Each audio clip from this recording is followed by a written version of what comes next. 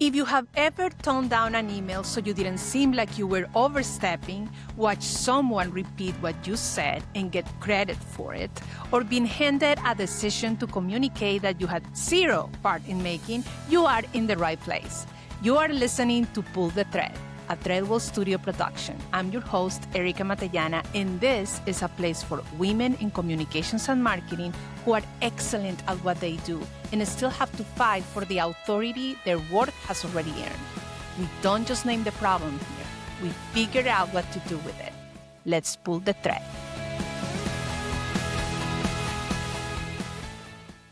Hello, and welcome to another episode of Pull the Thread, the podcast. I'm Erica Matallana, and today I want us to dig into a topic that I feel any woman in corporate America could identify with or relate to: assimilation. Let me start with this question. Have you ever worn Spanx to the office? I know you have. And if you haven't, at least you get the idea of what they do, what they serve for. You are probably thinking, Erica, what is your point? What does Spanx have to do with communications? I promise you, I'm getting there. It has to do with the fact that as women leading functions that are usually under-resourced, undervalued, and over-scrutinized, we interiorize all those feelings that end up becoming a part of our identity. But here's the thing about Spanx. You try that dress on, and you know it will look better with Spanx. You know it might feel a little uncomfortable, a lot of comfortable, but hey, anything for a good fashion day, right? So you go to the office, people compliment your outfit. From the outside, you look confident, polished, great. But inside, you are counting down the minutes to get home and rip those things off. And you are tired and sweaty and uncomfortable. And you are thinking, how did I survive the whole day feeling like a really badly packed sausage? That is exactly what many of us do in our careers every single day. We squeeze ourselves into versions of success that look impressive on the outside but feel suffocating on the inside.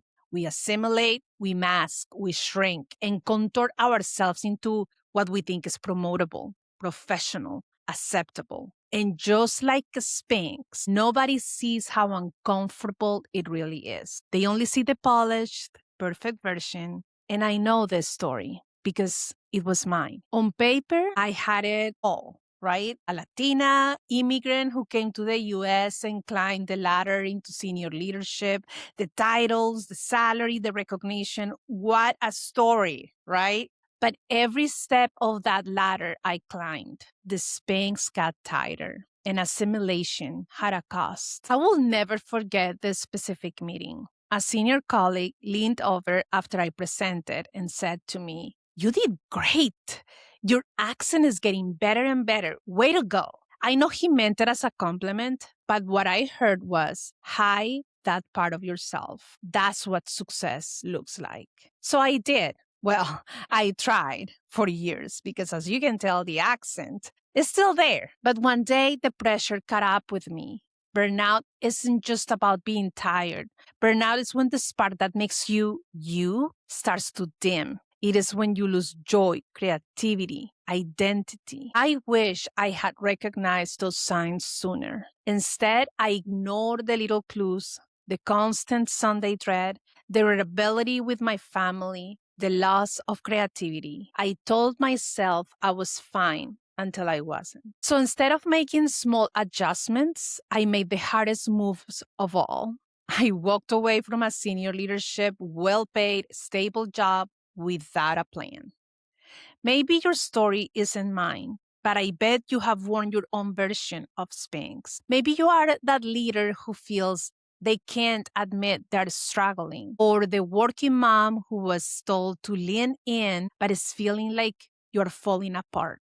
Or perhaps you're the high achiever who checks every box but feels empty inside. Different stories, same Spanx. Think about one Spanx in your life right now. One way you are squeezing yourself to fit in an expectation. What will it feel like to take that off? Breathe again. I ignored the signs for way too long. I pushed through the exhaustion, the irritability, the loss of creativity and identity until the Spanx got so tight I couldn't breathe anymore. And by then, the only option I saw was to walk away. So let me take you into that moment, what it really felt like to leave a senior leadership role with the salary, the security, the recognition, but without a plan. I was scared. No title, no steady paycheck, no roadmap.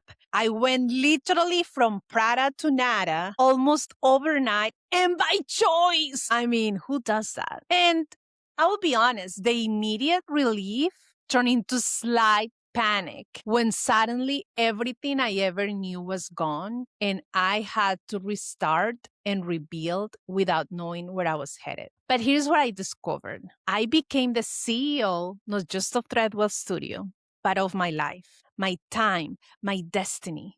I rediscovered my voice, my purpose, and my joy. And let me be very clear. I am not opposed to going back to corporate one day, but if and when I do, it will be on my own terms, with this new sense of pride about who I am and how I show up. Because the greatest gift of this journey has not been leaving corporate. It has been reclaiming my identity, my authenticity, and my freedom to choose. I created this podcast to share my journey so that maybe you will have a chance to avoid what I didn't. Not everybody has to quit their jobs and become an entrepreneur to find purpose and balance, but we do need to learn our boundaries, our own strengths and weaknesses, and lead with intention and not with obligation. I wish I had identified those signs earlier. I wish I had named that Spanx before it got too tight for me to take it off gently. Instead, I ripped it off in the most abrupt way possible. You don't have to wait for a breaking point like I did. You can start releasing the pressure now, one choice at a time. Because the truth is that we can only wear Spanx for so long. Eventually, we have to take them off. The difference is you don't have to do it the way I did it at the breaking point. You already named your Spanx today. Imagine the freedom, the relief, the authenticity that comes from taking it off now before it costs you what it cost me. And when you do, the relief is instant. That first deep breath is what authenticity feels like. That's what renewal feels like. For me, it looked like small wins, speaking with my full accent without apologizing, managing my work hours so I can pick up my kids from school without feeling guilty, creating a business that reflects my values. So here is what I encourage you to do today and moving forward. Your greatest act of success is not how much you can squeeze yourself into someone else's mold, but how boldly you can step out of it, not for the world's approval, but for your own freedom. Success should never come at the cost of yourself. Thank you for being here. As always, I'm rooting for you. Until next time. And that's it for today's episode of Pull the Thread. If something landed for you today, please share this with someone who needs to hear it. Make sure to follow the show so you don't miss the next one. And if you are not already reading our Pull the Thread newsletter on LinkedIn, that's where I am between episodes. I will see you very soon.